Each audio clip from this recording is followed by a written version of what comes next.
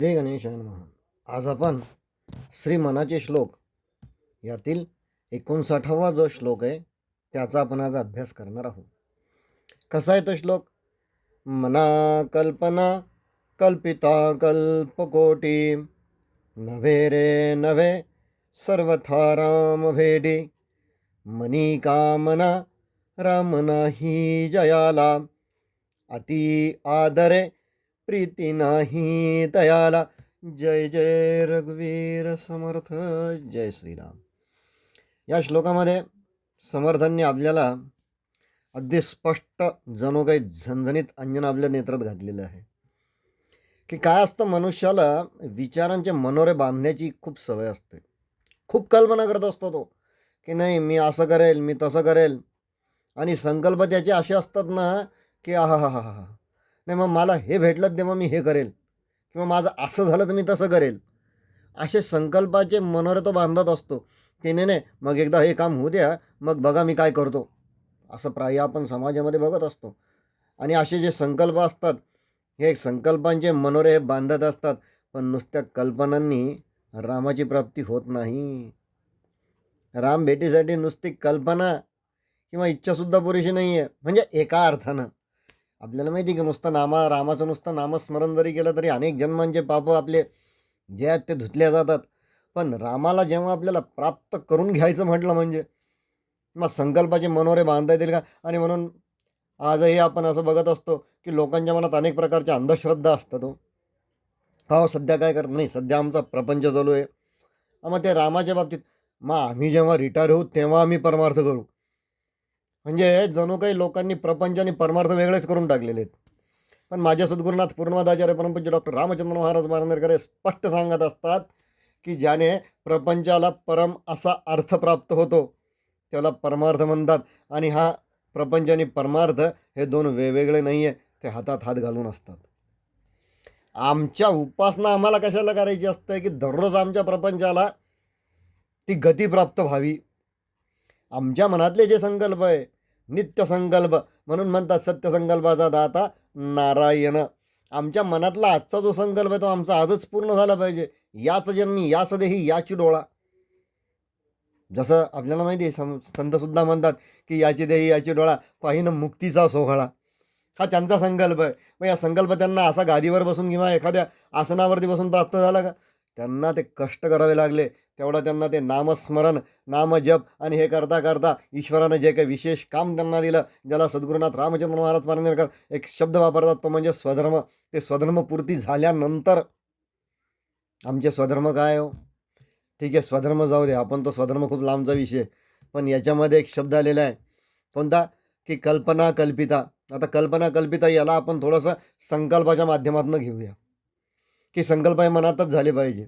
आणि मनात जेव्हा आम्ही संकल्प करतो आणि अनेक प्रकारच्या आमच्या कामना आम्ही करतो, मग ते समर्थ काय म्हणतात, नाही रे नाही तसं नाही आहे, असे काय तुम्हाला कधीच रामाची भेट तुम्हाला होत नाही.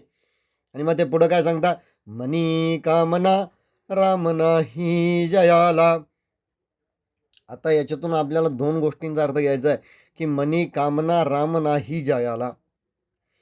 तुमच्या कामनेत तुमच्या इच्छेत अतिउत्कट इच्छा. आत्ता मी शब्द वापरला होता स्वधर्म.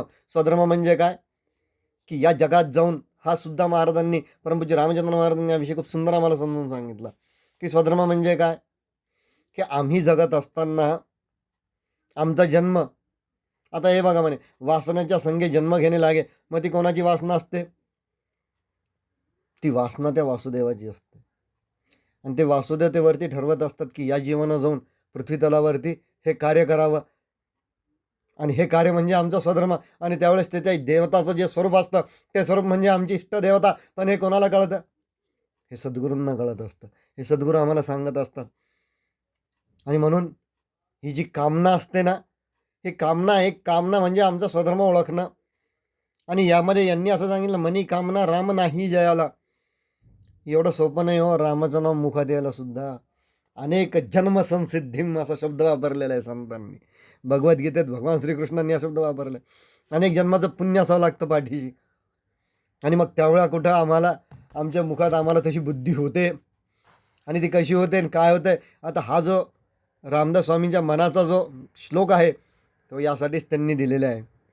कारण काय असतं, आमच्या मनात सतत विषय वासना, स्वार्थी कामना आणि सांसारिक अपेक्षा भरलेली असते. त्यामुळे आमच्या अंतःकरणात रामाला खरं स्थान कधीच मिळत नाही. आणि म्हणून समर्थ असं सांगतात की ज्याच्या मनात श्रीरामाविषयी आदर नाही, श्रद्धा नाही, प्रेम नाही, त्याची आपुलकी नाही, त्याची ओढ नाही. कशी ओढ पाहिजे होती?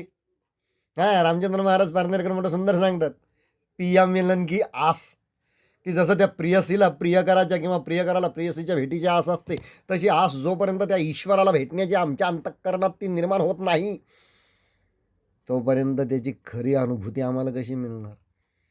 ओढ लागली पाहिजे, ती आस लागली पाहिजे. आणि म्हणून समर्थ रामदास स्वामीसुद्धा इथे एक मनाचा अत्यंत विशेष असे उपदेश करतात की फक्त रामाचं चिंतन करण्याची कल्पना ही पुरेशी नाही आहे. तर काय, तर आमच्या मनातील जेवढ्या केवढ्या या वासना आहे, या वासनांवरती विजय मिळून उत्कर्षाकडे नेणारी जी आमची वासना असेल, ते अंतःकरणात आणून आम्हाला आमच्या रामाचं नामस्मरण करायचं आहे. बस देवा, माझं तू चांगलं केलं ना, माझ्या परिवाराचं चांगलं केलं ना, सगळ्यांचं चांगलं कर. ही उत्कर्षाकडे नेणारी वासना. आम्हाला रामदास स्वामींनी हे शिकवलेलं आहे. आज रामदास स्वामींनी स्वतः बाबतीत काही मागितलं का? मला सांगा, कुठल्या संतांनी त्यांच्या वाङ्मयामध्ये, संत साहित्यामध्ये स्वतःसाठी मागितलं? त्यांना ईश्वराचं खरं रूप कळालं होतं. ईश्वराचं खरं रूप कळालेलं होतं. ईश्वराचं खरं दर्शन त्यांना झालेलं होतं. आणि म्हणून त्यांनी मागितलं ते समाजासाठी, ते तुमच्या आमच्यासाठी त्यांनी संतांनी मागितलेले. आणि म्हणून तात्पर्य एकच आहे की आपल्या मनातील या इतर वासना, या कामना ह्या कमी करून, मन शुद्ध करून, श्रद्धेने आणि प्रेमाने रामनामाचे चिंतन केले तरच रामभेटीचा खरा मार्ग हा आपल्याला सुकर होतो. आणि यासाठी मात्र आयुष्यात कोणीतरी एखादा आपल्याला गुरु करावा लागतो. आता गुरुच्या बाबतीत बोलायचं झालं तर कदाचित मी एक तसंच बोलेन, पण तो विषय इथं सध्या नाही आहे. इथला विषय महत्त्वाचा हा आहे की आमच्या मनामध्ये जे आम्ही इतर वेळेस ज्या काही द्वेष, मत्सर, लोभ हे जे येतात, षड्रिपू, या षड्रिपूंना मागे सारून आम्हाला तिथं फक्त रामाचं अधिष्ठान निर्माण करायचं. बस सद्गुरुकृपेनं जेवढं सुचलं तेवढं मांडण्याचा मी प्रयत्न केला. जे बरोबर असेल ते सद्गुरूंची कृपा, आणि जे काय अभ्यासात उन्नीता असेल ते माझी अभ्यासातील उन्नीता. जय जय रघुवीर समर्थ पूर्णवाद की जय. जय पूर्णवाद. जय शिवराम.